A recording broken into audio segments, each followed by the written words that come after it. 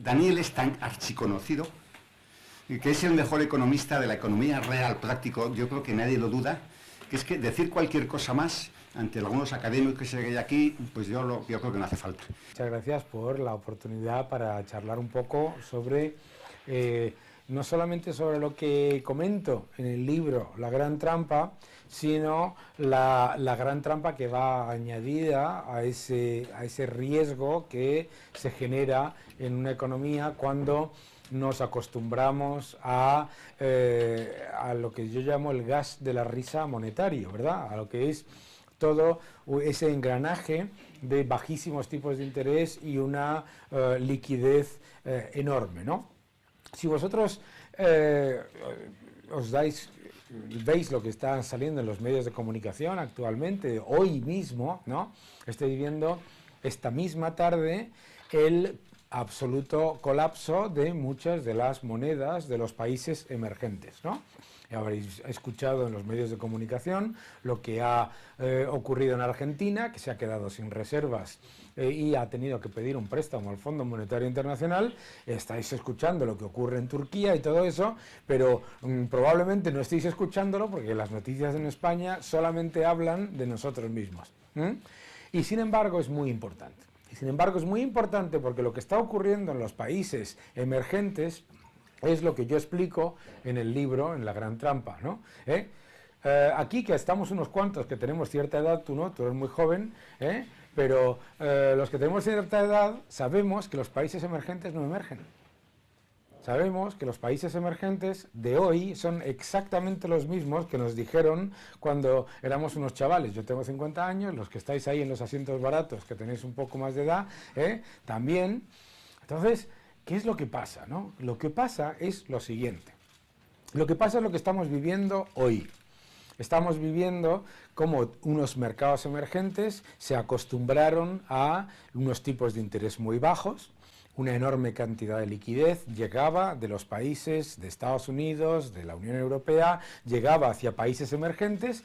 Cuando los bancos centrales bajan los tipos de interés a niveles muy agresivos y además aumentan enormemente la liquidez, nosotros, ¿qué es lo que ocurre? Que entra mucho capital a esos países emergentes buscando un poco de crecimiento y un poco de inflación, ¿de acuerdo? Esos países emergentes, como nos está pasando a los países de la Unión Europea ahora mismo, se ponen una medalla. ¿Por qué? Porque leéis lo que habéis leído todo el año pasado, ¿no? ¿Qué leísteis el año pasado? Crecimiento sincronizado. ¡Ah! ¡Qué maravilla esto! Crecimiento sincronizado, todos los países están creciendo más o menos al mismo ritmo, y sin embargo lo que estaba ocurriendo era endeudamiento sincronizado, ¿de acuerdo? Entonces, ¿qué es lo que ocurre? Te acostumbras a que llegue mucho dinero, te acostumbras a que el dinero sea barato, te acostumbras a que entre una enorme cantidad de capital en tus países. ¿Qué haces con ese dinero? Despilfarrarlo. ¿Qué haces con ese dinero? Despilfarrarlo. Por supuesto, no se les ocurrió nada más a la mayoría de esos países que hacer que lo que estáis escuchando en nuestro país todos los días. ¡Hombre! Los tipos de interés están bajos y hay mucha liquidez, lo que hay que hacer es relajar el déficit y aumentar las importaciones. ¿De acuerdo? Fantástico, fantástico, fantástico, fantástico. ¿Qué es lo que ocurre? Que eso de repente para. Y se llama, mira, está llamando Macri, el presidente de Argentina. A ver si le podéis prestar 150.000 millones de dólares para final de año, que si no, no llega. Que es más o menos lo que necesita.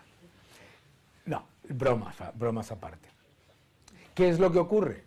¿Qué es lo que ocurre? Que, al contrario de lo que nos intentan nosotros vender, los periodos de altísima liquidez y de bajos tipos de interés no se utilizan como oportunidad para reducir los desequilibrios y como oportunidad para reducir el endeudamiento y fortalecer las economías, sino que se utilizan fundamentalmente por el poder político, por los poderes políticos. ¿Para qué? Para aumentar el endeudamiento y aumentar los desequilibrios. Es normal. ¿no? Imaginaos que vosotros vais, un día 1 de enero, veis que hemos comido mucho en Navidades y decidís que vais a hacer un poco de ejercicio y un poco de, bueno, ya ponernos en forma para reducir peso. Y entráis en un gimnasio en el que hay un enorme buffet de pasteles, ¿no? Y un cartel así pequeñito como este que pone coma con moderación. ¿Mm? Eso es exactamente la política monetaria. Un enorme buffet que te dice engorda como un animal, con un cartelito que pone coma con moderación. ¿Y qué es lo que ocurre? Que cuando saltan los desequilibrios, los que los han creado, los bancos centrales, aumentando de una manera enorme la liquidez, bajando los tipos de interés, dicen, no, la culpa es tuya por haber comido, pues yo te puse un cartel que comieses con moderación. La culpa es tuya por haber aumentado tu colesterol, la culpa es tuya, la culpa es de los mercados, la culpa es de la regulación, la culpa es de. Claro, tiene un truco. Cuando un país como Argentina, cuando un país como Turquía, que va detrás en la lista, se mete en un enorme desequilibrio financiero, aprovechando esa enorme liquidez y se generan estas turbulencias en los mercados, ¿qué es lo que pasa? Que cuando llega la hora de que se les de pedir una ayuda o al Fondo Monetario Internacional o a quien sea, ¿qué es lo que ocurre? Que todos los desequilibrios ya los han hecho. Entonces ahora llega el Fondo Monetario Internacional a Argentina después de haber duplicado el número de empleados públicos en los últimos 12 años, y dice, ay, claro, no los podemos echar porque aumentaría el paro. ¿Veis? Se genera lo que se llama el incentivo perverso, ¿no? Ese es el problema fundamental, es que el incentivo perverso generado por las actividades de las que se benefician los sectores intervencionistas, lo pagan ¿quién? Los ciudadanos. Lo pagan siempre los ciudadanos. No existe nunca ningún caso de una economía en la que se hayan entrado en enormes desequilibrios en la que la solución sea mágica, ¿no? En la que la solución sea, uy, bueno, nos hemos metido en una enorme deuda, pues no pagamos la deuda, no pasa nada y seguimos para adelante. No hay ni un solo caso en la historia en el que se haya dejado de pagar la deuda y no haya habido muchísimos mayores recortes, por definición, ¿no? Imaginaos por un momento que yo, ¿cómo te llamas tú? Cristina, te pido prestado 1 millón de euros, ¿no? Primero no me lo da, como es normal, pero imagínate que yo te pido prestado 1 millón de euros, ¿no? Y yo vuelvo y te digo, lo siento, pero no te puedo pagar, no te lo voy a pagar, ¿vale? Y entonces Cristina dice, vale, te presto más. ¿Verdad? Esa nada y ese Estado lo pagamos todos. No, lo hace muy bien, pero ella sabe positivamente que si yo le dejo de pagar, ella no me va a prestar, y sobre todo no me va a prestar más, y desde luego no me va a prestar más para gastar mucho más. Jamás se ha dado una situación de impago en la que se gaste más, nunca, es imposible, ¿de acuerdo? Por eso, cuando nosotros entramos en enormes desequilibrios, nos metemos también en la propia boca del lobo. Es decir, cuando nosotros decimos, bueno, como ha pasado, el caso de los mercados emergentes, y sobre todo merece la pena diferenciar, no todos los mercados emergentes, pero el caso de algunos mercados emergentes es exactamente lo mismo que le ocurrió a los países de la periferia europea o a tantos otros países antes de la crisis, ¿no? ¿De acuerdo? ¿Qué es? El pensar que se sale de los desequilibrios aumentándolos. Es una idea estupenda, ¿no? Dices, tengo un problema de deuda, voy a endeudarme mucho más, seguro que se soluciona, ¿no? Tengo un problema de una enorme cantidad de un alto déficit fiscal y un alto déficit comercial, seguro que se soluciona endeudándome mucho más, ¿no? No solamente no ocurre, sino que además el efecto posterior es mucho más largo. Es decir, ¿cuál es el problema? El problema no es que digas, bueno, todo el mundo se equivoca, vamos a ver cómo salimos de esta y entonces ya nos planteamos. El problema es que en los últimos 75 años cada vez que hemos salido de una crisis, hemos salido mucho más, con un crecimiento mucho menor y mucho más endeudados. Es decir, si ahora entrásemos en una crisis, saldríamos de esta, habríamos salido de la anterior mucho más endeudados. El mundo, para que os hagáis una idea, en los últimos 8 años ha aumentado su endeudamiento, ¿vale?, más que en toda su historia anterior, en 8 años. ¿Vale? En Estados Unidos se ha creado más dinero en los últimos 8 años que en toda la historia de los Estados Unidos. Y claro, muchos me diréis, bueno, no pasa absolutamente nada porque se crea mucho dinero, pero no hay inflación, o la inflación es baja. Eso de que no hay inflación también es un poco broma, ¿no? Porque claro, la inflación, no sé si lo sabéis, es el impuesto de los pobres, ¿eh? Entonces, claro, te dicen, no hay riesgo de inflación, ¿no? Y lo que tenemos que hacer es crear mucho dinero para que haya mayor inflación. Y entonces, aquí es donde viene la pregunta más importante de nuestra charla, ¿no? ¿Quién de vosotros ha salido alguna vez del supermercado diciendo no lo puedo soportar más, ha bajado la carne? Nadie. ¿Quién de vosotros ha salido alguna vez de una estación de servicio diciendo esto es intolerable, ha bajado la gasolina? Nadie. Y sin embargo, nos dicen una y otra vez, y una y otra vez, y una y otra vez, y una y otra vez, que lo que tenemos que hacer es aumentar la inflación. La inflación siempre es un desequilibrio monetario. Siempre. ¿Qué significa un desequilibrio monetario? Que la cantidad de dinero que se está creando es muy superior a la demanda del mismo. Y la inflación no es solamente el IPC. La inflación también es la que se genera en los activos de riesgo. Esos que los gobiernos y los bancos centrales nunca prestan atención. Es decir, cuando nosotros escuchamos la prima de riesgo está a mínimos históricos, hay factores que son estructurales gracias a la actividad del país, algunos. La inmensa mayoría de ellos vienen de la represión financiera.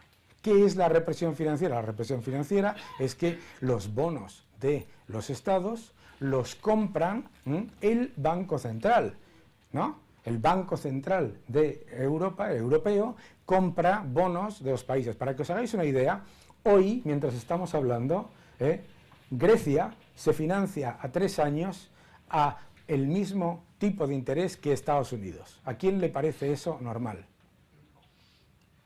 ¿A quién le parece normal que hoy países que estaban al borde del rescate hace 2 o 3 años se financien al 1,5%, mientras Estados Unidos se financia al 3%, incluso si lo ajustas por inflación?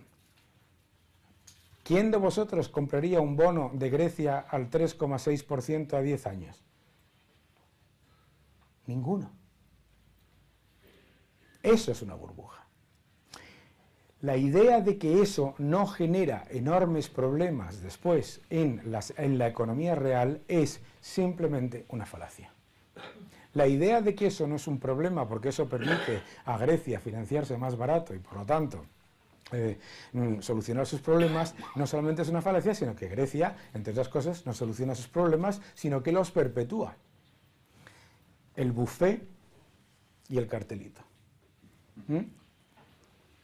Si nosotros miramos ahora mismo, claro, nosotros decimos, oye, qué fantástico, los estados europeos se han ahorrado 1 billón de euros, 1 billón, el equivalente al Producto Interior Bruto de un año de España, 1 billón de euros en intereses de la deuda, gracias a la intervención del Banco Central Europeo. ¿Qué ha pasado con ese billón de euros?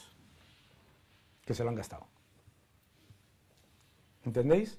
¿Qué es lo que pasa cuando suban los tipos de interés que suben y cuando se termine esas inyecciones de liquidez? Pues no lo sabemos. Y la razón por la que no lo sabemos, yo he trabajado con 2 expresidentes de la Reserva Federal, es porque durante el máximo de la política monetaria de los Estados Unidos, lo que se llamaba quantitative easing, la Reserva Federal jamás fue el 100% de la demanda de bonos del país. Nunca. Es decir, la Reserva Federal nunca compraba todos los bonos que emitía Estados Unidos. Siempre había demanda de cualquiera de nosotros. Hoy, el Banco Central Europeo es más de 3 veces las emisiones netas de deuda de los países europeos. ¿Qué significa eso? Que no hay demanda en el secundario, que no sabemos a qué precio, a qué coste de la deuda comprarían los agentes económicos de la economía real esos bonos si se emitiesen libremente en el mercado. Los compra el Banco Central Europeo. Los compra todos el Banco Central Europeo. El Banco Central Europeo compra bonos. ¿Con qué? ¿Quién me lo dice? ¿Con qué compra bonos el Banco Central Europeo? ¿Qué? ¿Quién lo dice? Mira, en los asientos baratos. Uno, dime. Sí, es él. ¿Con qué? Con dinero recién hecho, como el pan. Con dinero recién hecho, no le falta razón. De la nada. De la nada. No, lo que hace el Banco Central Europeo, esto es muy importante que lo entendáis, lo que hace el Banco Central Europeo no es imprimir dinero, como dice nuestro amigo ahí al fondo, no, imprimir dinero es lo que hace Argentina o lo que hace Venezuela, es decir, imprime dinero, te paga a ti el salario con ese dinero, luego vas a una tienda con ese billetito, que no sirve para nada y nadie lo quiere, no, lo que hace es exactamente lo mismo que hace un banco cuando te presta dinero, es decir, es un préstamo. El Banco Central Europeo se endeuda, aumenta su balance y te está haciendo a ti un préstamo. ¿De acuerdo? Y como, ¿quién ve aquí Game of Thrones? Uno. No me lo puedo creer. He venido, esto es como se enteren en Netflix. Uno ve Game of Thrones. ¿Tú te acuerdas que hay unos personajes en Game of Thrones que se llaman los Lannister, que dicen que los Lannister siempre pagan sus deudas, pero tú que has visto todos los episodios, porque te veo enganchado, sabes que no pagan sus deudas en toda la serie, no pagan sus deudas. Bien, el problema fundamental de la política monetaria que lleva a cabo el Banco Central Europeo, la Reserva Federal o el Banco de Japón es que es un préstamo. Es que es un préstamo. Y ese préstamo se paga. Y ese préstamo se paga, como el de los Lannister, A, con inflación, que anda que no hay inflación en Game of Thrones, B, con con unos enormes recortes, que es básicamente lo mismo, C, con un enorme crecimiento. ¿Cuál es el problema? No se genera enorme crecimiento. ¿Y por qué no se genera enorme crecimiento? Porque si yo bajo los tipos de interés y yo a la vez aumento enormemente la liquidez, y yo tengo una empresa que no me va bien, ¿vale? Y yo voy al banco, y digo, mira, lo siento, pero no te puedo pagar, aquí mi empresa, aquí tienes las llaves, ¿no? Porque hemos quebrado. ¿Qué te dice el banquero? Siéntate, por favor. Siéntate, por favor, no me des esas llaves que te mato. Yo no quiero ver eso en el banco ni muerto. Te refinancia ad eternum. Es decir, la política monetaria no se convierte en un incentivo para reducir los desequilibrios, sino para perpetuarlos. El número de empresas zombies en la Unión Europea en los últimos 8 años, ¿vale?, se ha multiplicado. ¿Qué es una empresa zombie? Una empresa zombie es una empresa que, a pesar de que los tipos de interés están a cero, no puede pagar los costes de su deuda con beneficios operativos. Claro, entonces, ¿qué es lo que ocurre? Tú estás, en realidad, generando un préstamo que se está yendo a las partes de la economía que generan menos productividad. Por eso, el incremento de la productividad en los países desarrollados se ha desplomado. Y si baja el crecimiento de la productividad, ¿qué pasa? Que no suben los salarios. ¿Quién lo ha dicho por ahí? ¿Alguien lo ha dicho? Tú, que no suben los salarios. No suben los salarios, pero sí suben los precios, pero no suben los precios lo que quieren los planificadores centrales que suban. Entonces imprimen más. Para que toméis más riesgo. Claro, tú vas con tu dinero hoy al banco y dices, por favor, quiero poner mi dinero en un producto sin riesgo. ¿Cuánto te dan? 0. ¿De acuerdo? No, no te dan 0, te cobran. Te cobran. Entonces tú tienes que tomar más riesgo. Las empresas, para invertir, tienen que tomar más riesgo. ¿Y qué tipo de inversión es aquella que no se hacía con los tipos de interés a 1,5%, ojo, que es donde los teníamos en el año 2011, y que sí se hacen a cero? ¿Os lo podéis imaginar? ¿Qué tipo de inversión es esa que no es rentable a 1,5% y sí lo es a cero? Una bomba de relojería. Una bomba de relojería. Pero claro, no suben los salarios, la gente se enfada, pero sí suben los precios y te dicen que los precios no están subiendo lo suficiente. Y salen a la calle los pensionistas porque no suben las pensiones con el IPC. Y curiosamente te dicen que tenemos que combatir la desinflación mientras tienes a la gente diciendo que los precios están subiendo demasiado. Se genera descontento. La inversión que se genera es una inversión que es mucho menos productiva, y por lo tanto mucho más arriesgada. El endeudamiento se dispara, máximos históricos, 325% del Producto Interior Bruto. Y con los tipos de interés a cero y la inyección de liquidez a máximos históricos jamás visto. En este momento, mientras hablamos, los principales bancos centrales del mundo están inyectando liquidez en el mercado por 200.000 millones de euros mensuales. Tipos a cero, inyección de liquidez a máximo. ¿Qué se nos ocurre hacer? Más madera. Entonces, con la deuda a máximos, los tipos a cero y la inyección de liquidez a máximo, lo que nos dicen que quieren hacer es endeudarnos mucho más. ¿En dónde te estás metiendo? En la gran trampa. En la gran trampa, porque eso es exactamente lo que decidió hacer Argentina. En vez de tomar decisiones duras de reformas muy necesarias después de un periodo absolutamente alocado, dicen, liquidez, tipos de interés bajos, vamos a endeudarnos. Argentina el año pasado emitió un bono a 100 años. Emitió un bono a 100 años al 8,25% de interés. Al 8,25% de interés. Bien. En los 100 años previos a emitir ese bono, Argentina hizo impago al menos 6 veces. Es decir, la probabilidad de que tú recibas el dinero de ese bono en el futuro es 0. ¿De acuerdo? Al 8,25%, es decir, al mismo tipo de interés al que se financiaba Grecia hace solamente 3 años. Por lo tanto, una de las cosas que ocurre es que lo que parece que no genera ningún problema, genera enormes problemas. La enorme inflación que se genera en los activos de riesgo. Los bonos, sobre todo los bonos soberanos. Pero claro, cuando tú generas una burbuja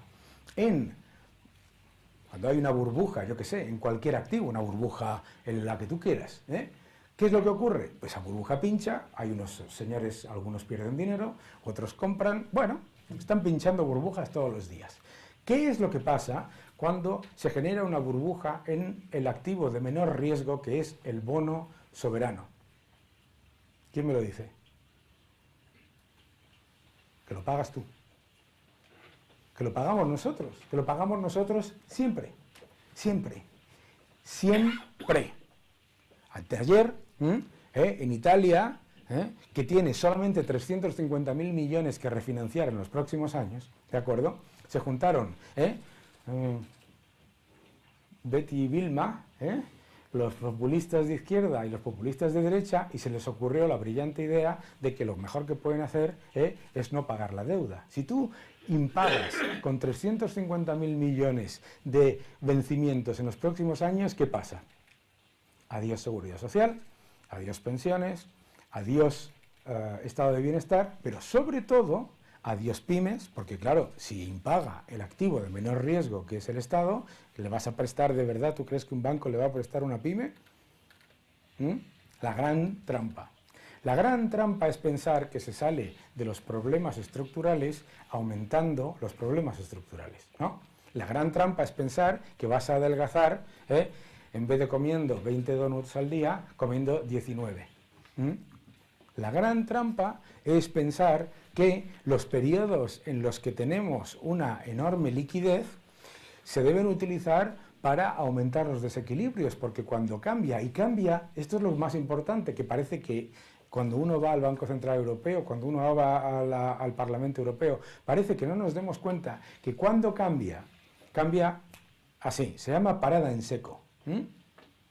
Y entonces es cuando se hacen recortes a toda velocidad y de una manera mucho más agresiva. Es decir, los que nos están diciendo que endeudándose y aumentando de manera enorme los desequilibrios se protege o se garantizan los servicios estatales, en realidad los están poniendo en peligro.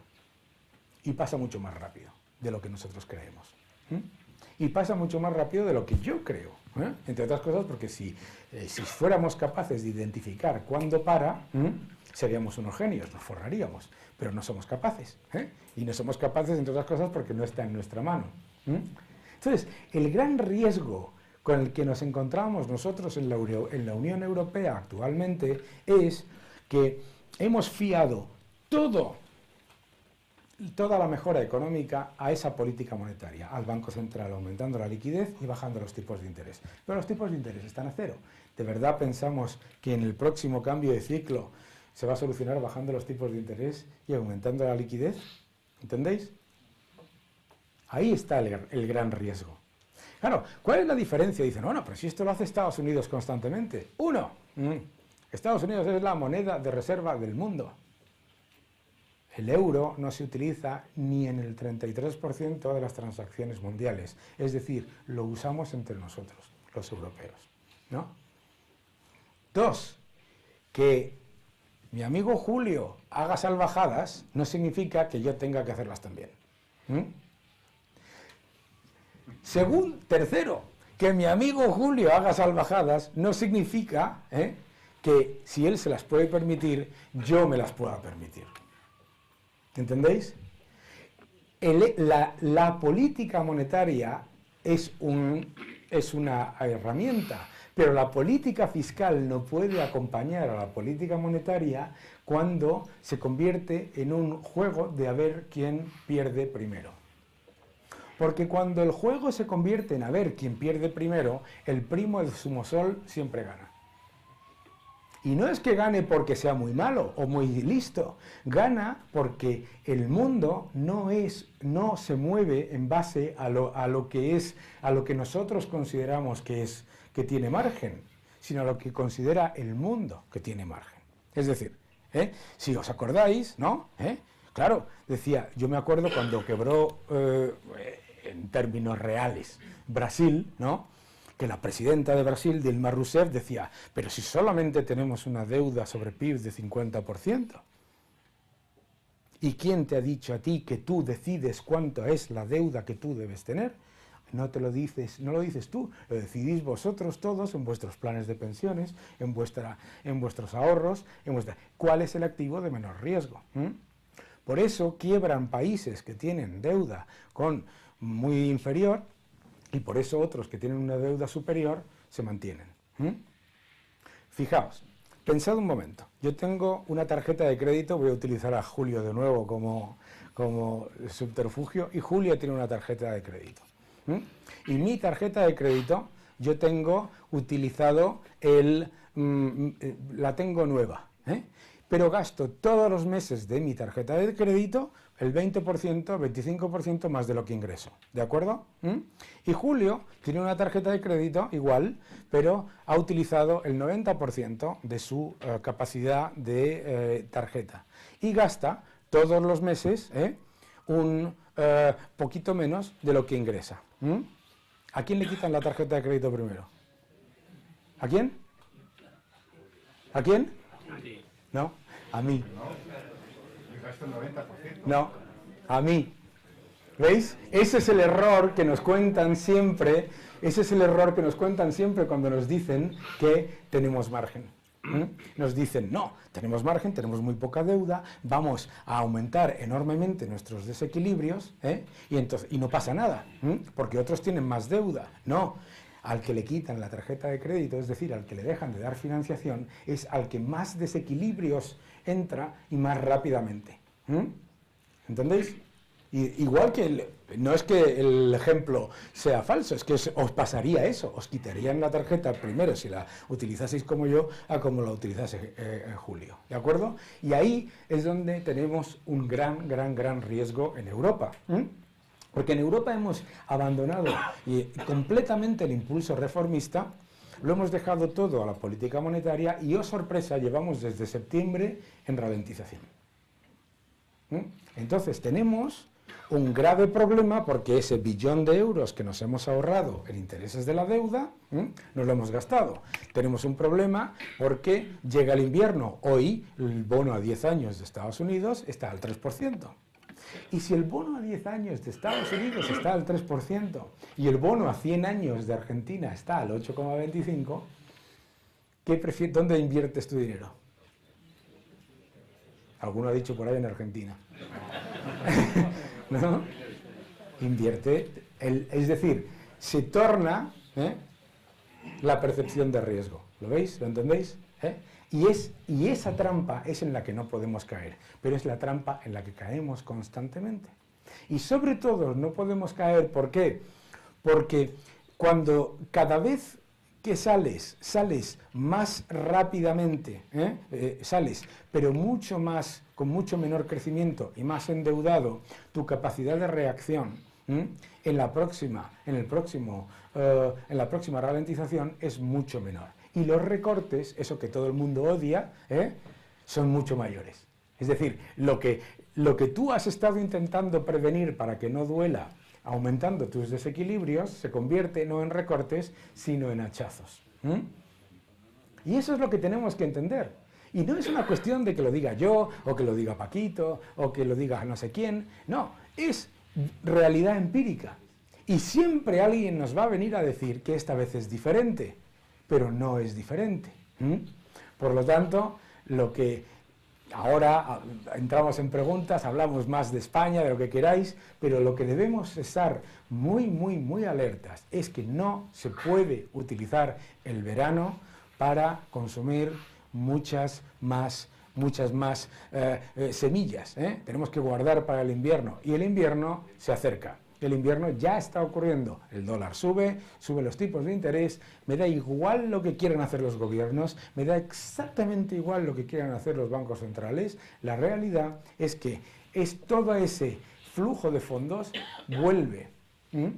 Y por lo tanto tenemos que estar preparados, tenemos que estar mucho más preparados. Y no podemos plantearnos salir de una crisis de deuda y de grandes desequilibrios, aumentando la deuda y aumentando los desequilibrios. Muchísimas gracias a todos. Vamos bien, ¿no? Sí, ya, muy bien.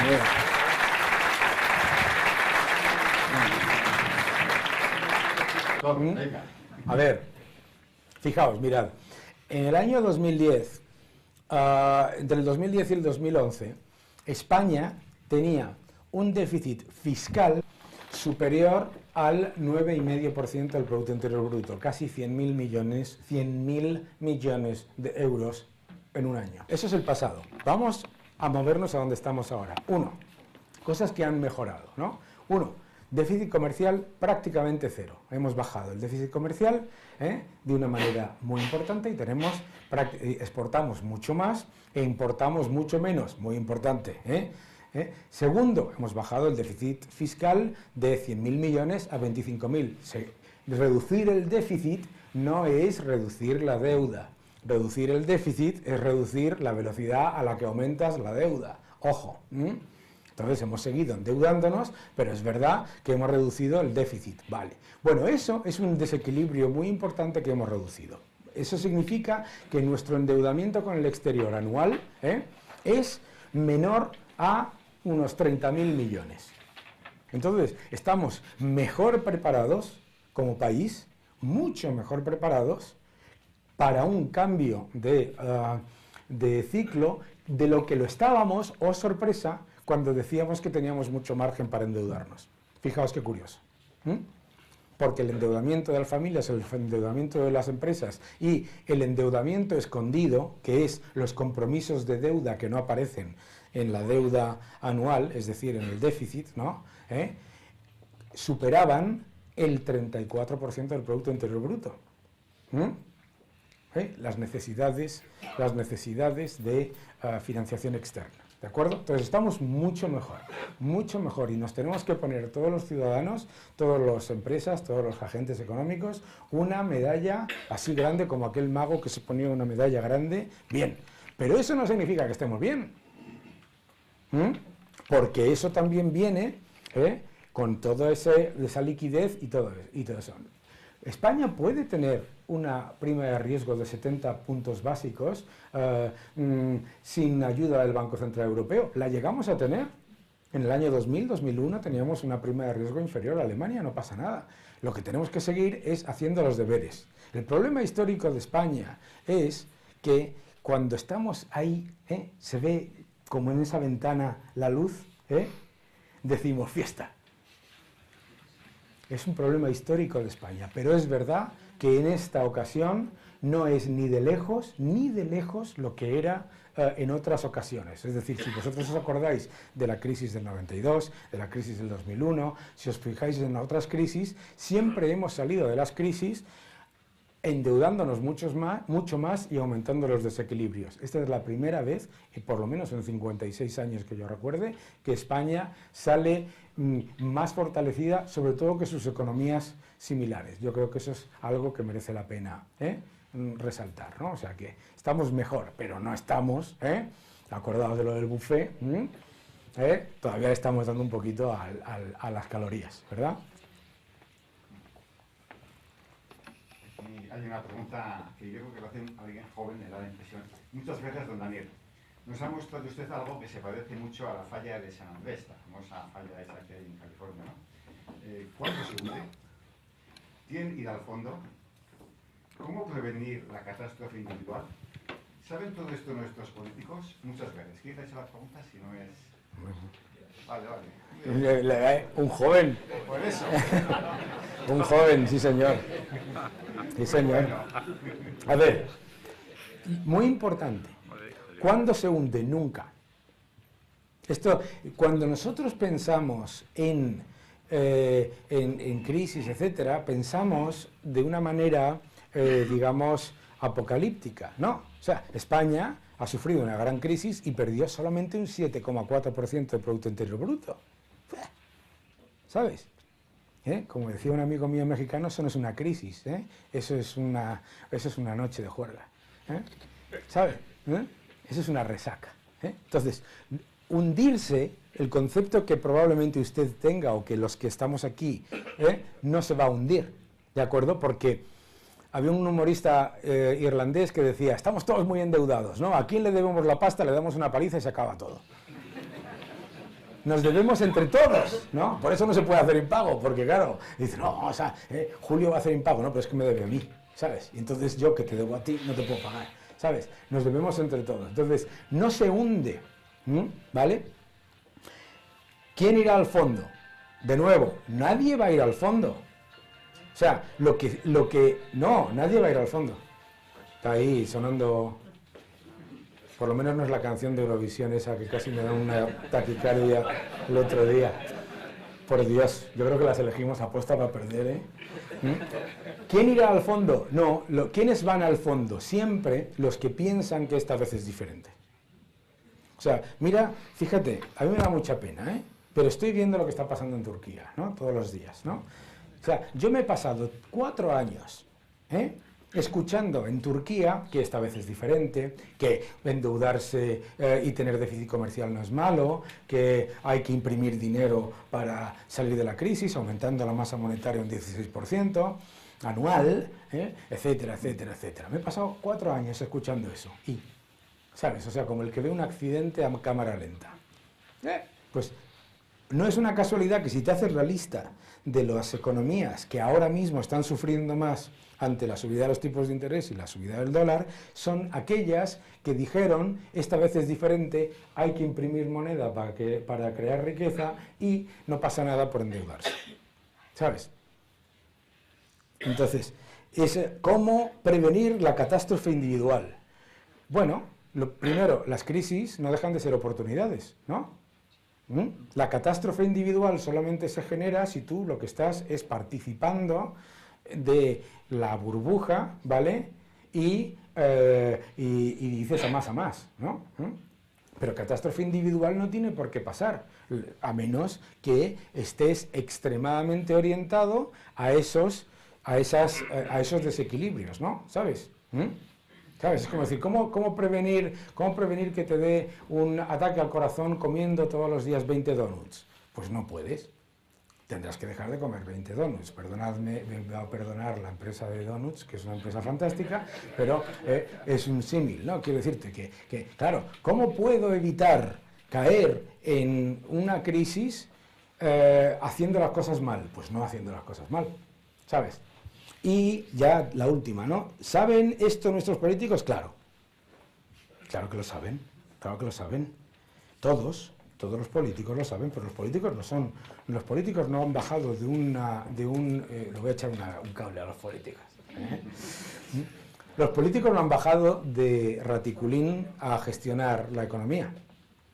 Los políticos funcionan con los incentivos de los votantes.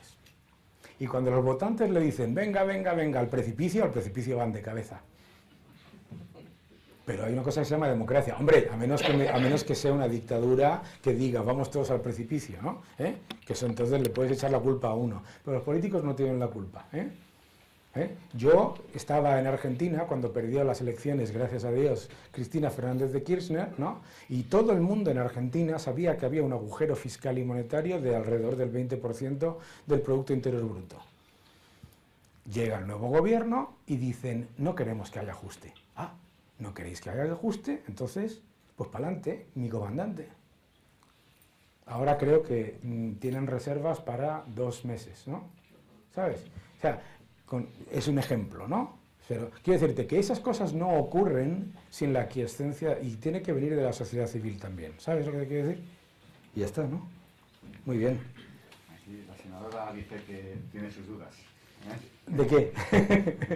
No, que, en fin, la sociedad civil, ojalá estuviese más atractiva, ¿no? Eso es lo que está pensando, ¿no?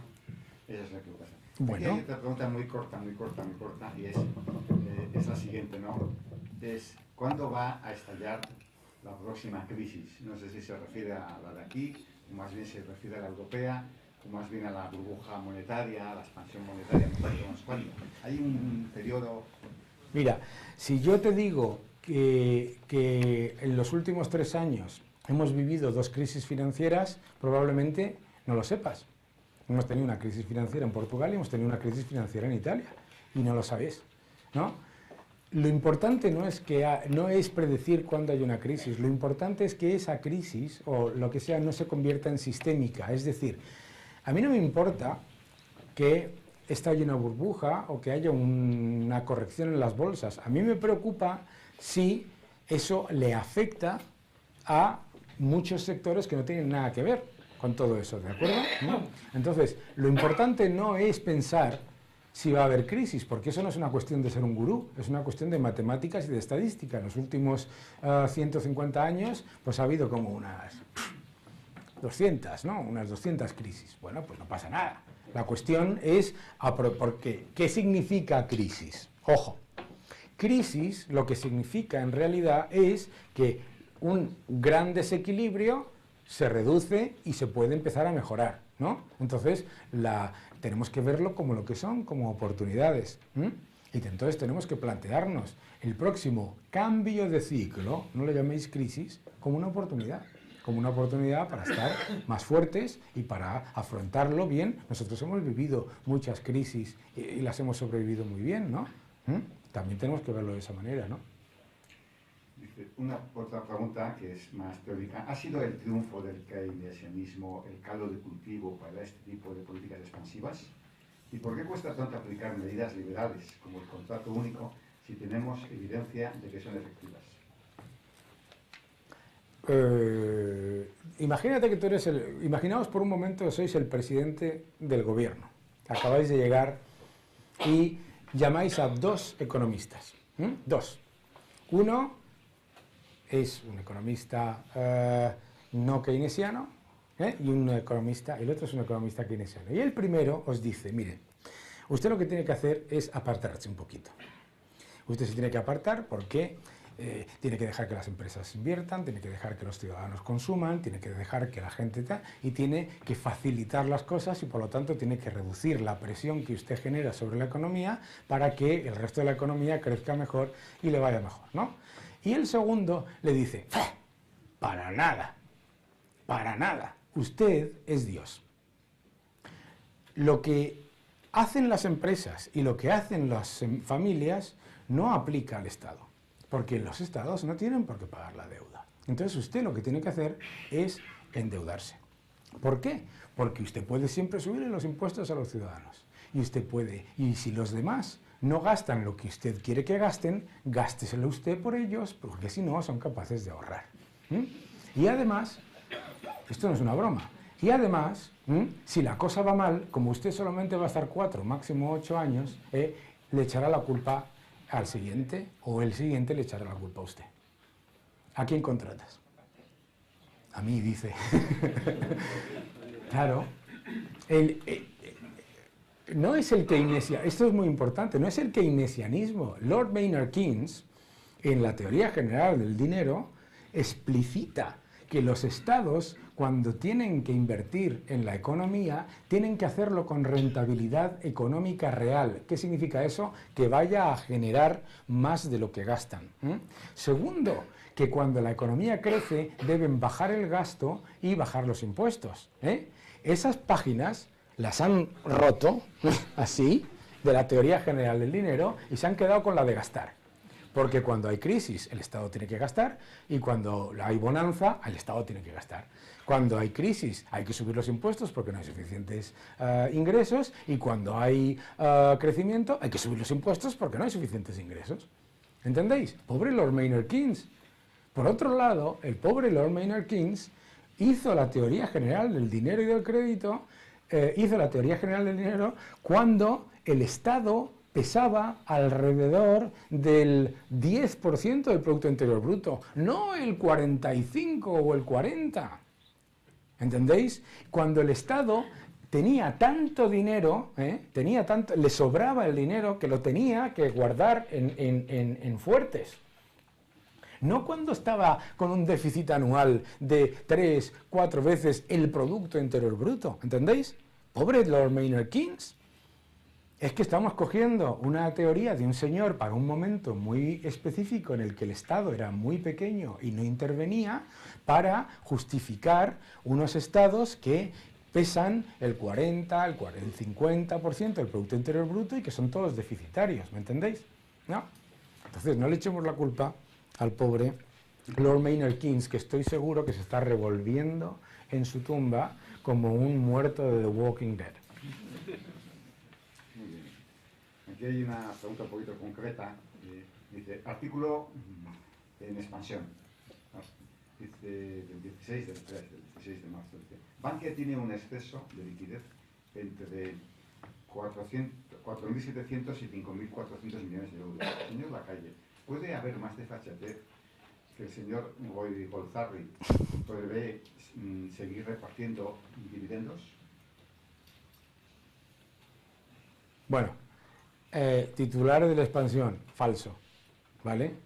O sea, Bankia es un banco que está mejorando sus ratios de liquidez. Es un artículo del señor Rato, ¿eh? No, Señor Rato, no te he dicho esto, la palabra rato.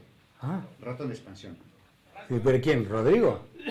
¿Rodrigo? Rato dice que hay un exceso de liquidez. Hombre, pues hay que hacerle caso a Rodrigo, ¿no?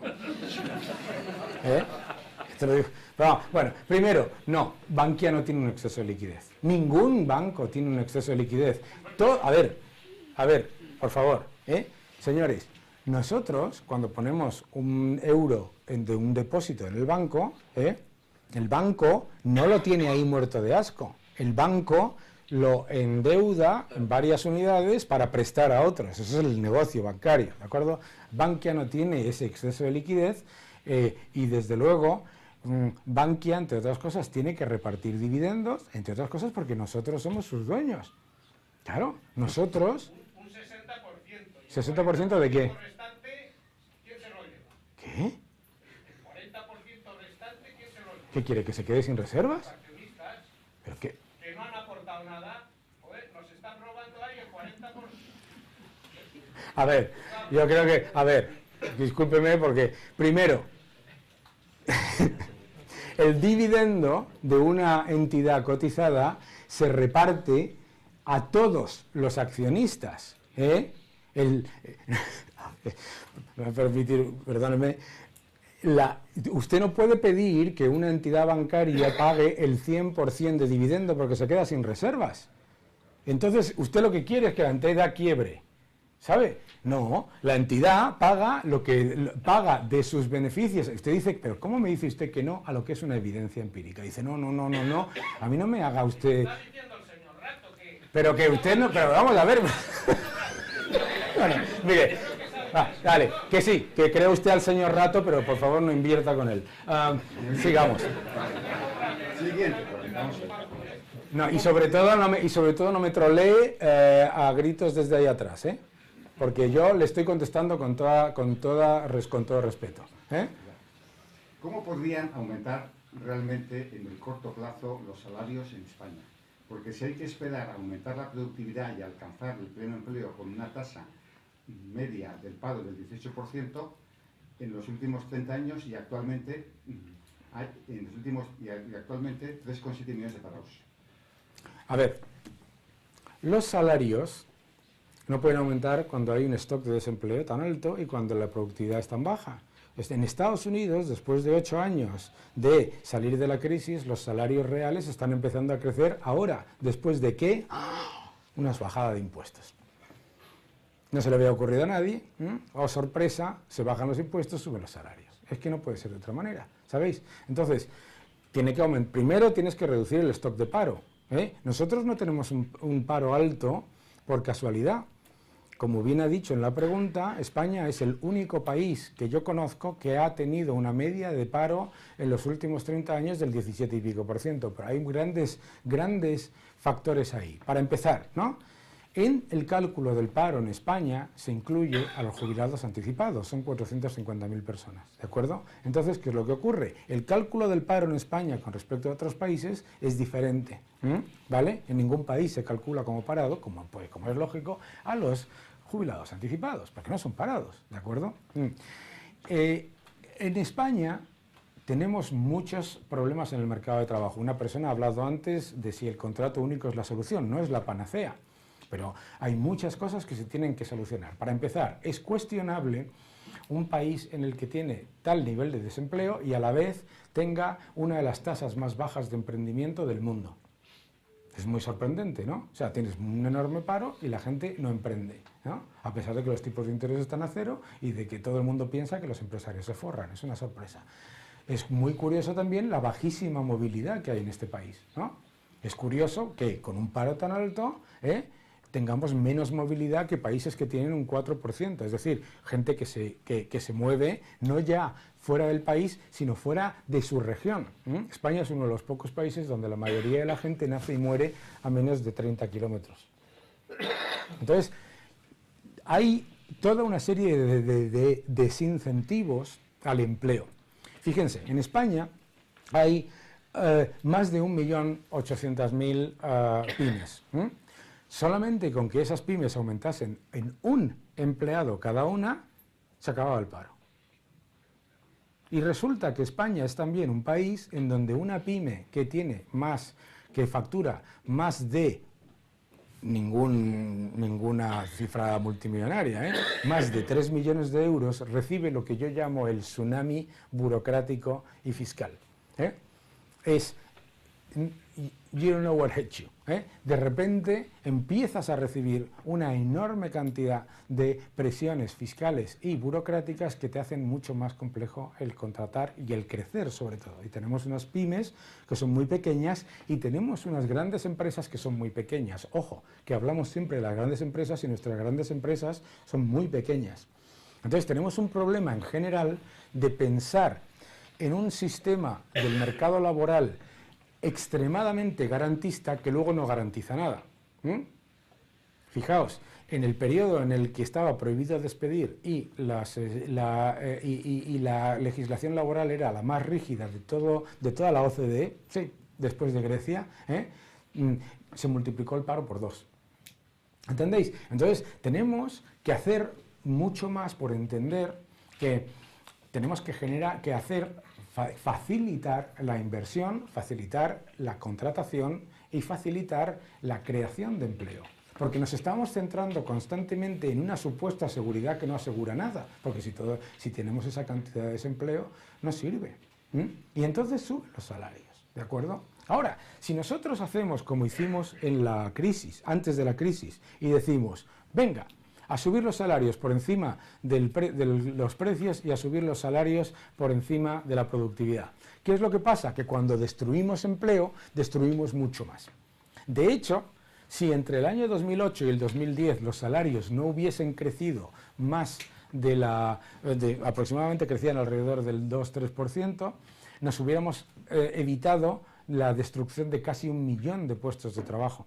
O sea, que los salarios son un factor, pero no son, digamos, yo puedo decir, tienen que subir los salarios, es como si yo digo, tiene que llover. No, lo que tenemos que hacer es cómo subimos los salarios, ¿vale? ¿Por qué los países que tienen sistemas donde la contratación se flexibiliza, donde es mucho más sencillo contratar, invertir, atraer empresas y atraer capital, tienen mucho menor desempleo con y sin crisis? Pensadlo, ¿no? O sea, todos nos estamos quejando por ahí, pero en Estados Unidos el desempleo fue al 11% en la crisis, al 11%, y nosotros estamos con el 14%. A propósito, no es el 17%, o no sé lo que ha dicho.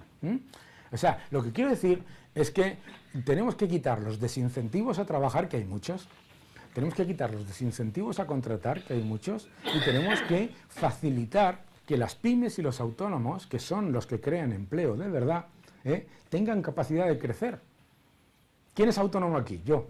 ¿Quién más? Nadie más. Joder, qué pocos. Bueno, mis más, claro, por eso están en los asientos baratos. Míralos, todos al fondo.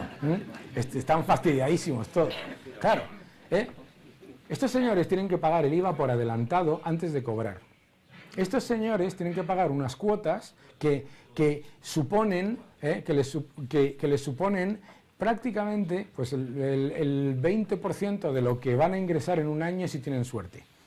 Estos señores, a la vez, cuando van a contratar a alguien, es mucho más caro y mucho más difícil que si lo hiciese una empresa grande. ¿Me vais a permitir que haga así? Porque estos señores son unos héroes. Estos señores son unos héroes. Y en vez de facilitar que esto... ¿Cuántos de ustedes, los que están ahí autónomos en los asientos baratos, tienen 3 empleados? Ninguno, eso seguro, ya lo sabía yo. ¿Cuántos tienen 1? Ninguno. 1, 2, 3. O sea, es decir, el 70% no tienen ningún empleado. ¿Por qué? Porque no tienen suficiente trabajo, porque no tienen suficientes ganas, porque son muy malos y muy avariciosos, o porque es un infierno contratarlos. Claro, por eso. Yo tengo 4, ¿de acuerdo? Bueno, no sabéis lo que es. O sea, yo no me lo podía creer, pero digo, pero por favor, que estamos creando empleo aquí. ¿Qué es esto de aquí, de exigir y papeleo, y papeleo, y papeleo, y papeleo, y más papeleo, y es que me falta no sé qué, y me falta no sé cuánto? Que no, que yo lo que quiero es que empieces ya, ¿sabes? No pueden... Hecho real. No puede empezar ahora, tiene que empezar a principio de mes. ¡Hala! Un mes de paro. ¿Entendéis? Bueno, hay muchos casos, pero creo que estamos planteándonos, nos estamos planteando en España la casa por el tejado, ¿no? En los países nórdicos de los que tanto hablamos, no se habla de seguridad hasta que la flexibilidad es total. Flexiseguridad, ¿no? Que es lo que tienen. Claro, ¿no? Muy bien. Muy bien. Una pregunta fácil, yo pienso que es, ¿serías partidario de incorporar los desmanes políticos monetarios mediante el retorno a un patrón de control de la moneda, por ejemplo, el oro? Muchas gracias. Bueno, no, es que, a ver, no, yo creo que Mira, muchas veces nos reímos de los intervencionistas o de la gente que tal y que cual porque lo que están prometiendo es volver a 1970 o a 1950, que es imposible, ¿no?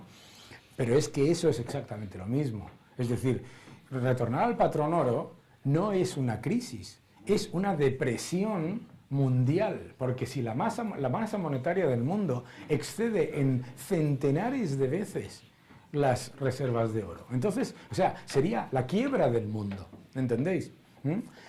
Pero sí se pueden hacer medidas, ¿no? Hay una regla de Taylor, bueno, hay que leerse el libro, o por lo menos comprarlo. Bueno, pero hay una serie de medidas realistas en el libro en el que explico cómo los bancos centrales pueden evitar la discrecionalidad en la política monetaria, que es lo que lleva a las burbujas y a las crisis. Es decir, que sea mucho más sistemático y que sea mucho más técnico cómo se toman esas medidas, ¿de acuerdo? Muy bien.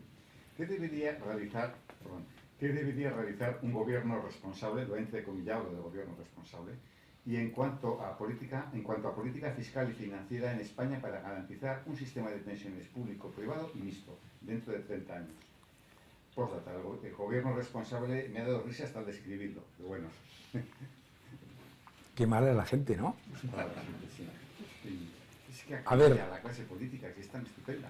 Es curioso, pero fijaos una cosa, es curioso me vais a permitir, es curioso cómo se plantea la frase. Por un lado, no se fía para nada de los gobiernos, sea quien sea, no dice el partido ni el nombre, pero a la vez espera del gobierno que lo solucione. Esto es muy español y es muy periférico, ¿no? El decir, los políticos son todos los peores, pero como si fueran los Reyes Magos. Es que los políticos no tienen la solución. El sistema de pensiones va a existir, ¿no? Cuando yo terminé la carrera, no voy a decir cuándo, sí lo voy a decir, año 91, el ministro de Economía de entonces nos decía a los jóvenes que tendríamos que estar buscando un fondo de pensiones privado a toda velocidad porque no íbamos a tener pensiones. Bueno, pues hoy tenemos pensiones, ¿no?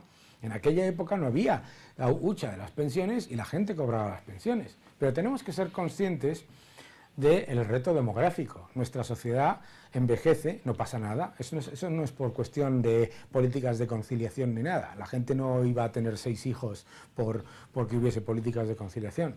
Nuestra sociedad envejece, vivimos mucho más y tenemos mucho más tiempo. Y tenemos que ser conscientes que una persona con todo lo que ha cotizado en su vida, consume todo lo que ha cotizado, es decir, si hiciéramos un análisis de ahorro, consume todo en alrededor de 10 años. Pero vivimos mucho más, ¿no? ¿Sabéis por qué se puso la edad de jubilación a los 65 años en la época de Bismarck? Porque la gente se moría a los 65 años. Claro, más o menos, ¿no? Claro. Entonces, vivimos mucho más. Tenemos mucho más, maravilloso, todo eso son cosas fantásticas. Y el sistema de pensiones público ahora mismo supone el 11% del Producto Interior Bruto. Y en el máximo de lo estimado supondrá el 13%. Bien, por lo tanto, ¿tenemos que preocuparnos de que haya un sistema de pensiones público? No, mientras las cuentas públicas, las cuentas del Estado, sean sostenibles. ¿Ok? Bien, entonces, por ese lado no hay que preocuparse. Ahora, ¿por qué nos tenemos que preocupar constantemente, como dice el de la pregunta, por si el gobierno A y el gobierno B? Porque en un sistema de reparto, los señores que están jubilados hoy reciben su pensión de lo que cotizo yo y la gente que estamos trabajando hoy. ¿De acuerdo? No es un sistema en el que haya una parte de ahorro que ponga Daniel Lacalle o Juan González o Julio. ¿Sabéis? Entonces, el problema fundamental es que tenemos que sacar de la demagogia política los sistemas de pensiones, que es lo que hicieron, de nuevo, los países nórdicos. En Suecia tienen un sistema mixto, tienen un sistema en el que tú cotizas y entonces sabes exactamente lo que hay para ti, ¿vale? Y aparte luego hay un sistema de reparto, un sistema solidario que se paga a través de los presupuestos. Eso no significa, como dice alguno, privatizar las pensiones. No, tú puedes elegir lo que tú ahorras, que se ponga en deuda pública o gestionado por el sector público o gestionado por el sector privado, pero es tu decisión y es tu dinero. ¿Entendéis? Yo creo que tenemos que avanzar hacia eso. ¿La burbuja monetarista puede acelerar la burbuja inmobiliaria? Claro. Claro, la represión financiera se genera precisamente para que tomes más riesgo. O sea, si tú vas con tu dinero al banco y te dan 0, ¿no? Dices, oye, ¿cómo voy a sacar un poco de dinero, no? Y entonces escucha, hombre, pues si te compras una casa y la alquilas, le sacas un 6% de rentabilidad. Ah, 6% versus el bono a 10 años que me da un 1,5, pues no está mal, ¿no? ¿Entendéis? Claro, las burbujas inmobiliarias están incentivadas, entre otras cosas, como no es ninguna sorpresa para ninguno de nosotros españoles, por el exceso de crédito. Y el exceso de crédito no viene porque los bancos sean muy malos y muy tontos, sino porque prestan a lo que consideran que tiene menos riesgo, que es precisamente, ¿no? Yo me acuerdo cuando me decían, lo último que se deja de pagar es la luz y la hipoteca. Las burbujas siempre se crean en los activos donde nosotros pensamos que hay menos riesgo, nunca en los que pensamos que hay más riesgo, nunca. Porque si pensamos que hay más riesgo, entonces no se genera una burbuja. Para que haya una burbuja tiene que haber una percepción general de que el activo no tiene riesgo. Entonces, claro, pero yo creo que lo bueno es que hay una cosa que se llama memoria. Mirad, los japoneses tuvieron una enorme burbuja inmobiliaria a finales de los 80. Tú vas a oír a un japonés y le dices, cómprese una casa y te dice ni muerto. Aunque tenga 20 años, ¿sabes? Porque la memoria del pinchazo de la burbuja inmobiliaria es tan brutal que no les da la gana. Y tienen una renta disponible 3 veces superior a la española. Tienen un paro más bajo. Y el Banco Central dice, y no me consumen esta gente. No me consume, no me gasta, no me sabe. ¿Entiendes? Lo mismo ha pasado en Suecia, lo mismo ha pasado. Por lo tanto, aprendemos también de eso, ¿no? Preguntas un poquito rápidas. No, si el problema son las respuestas. Sí, tengo 200 euros ahorrados. ¿Los invierto en bitcoins? Tiene 200 euros ahorrados.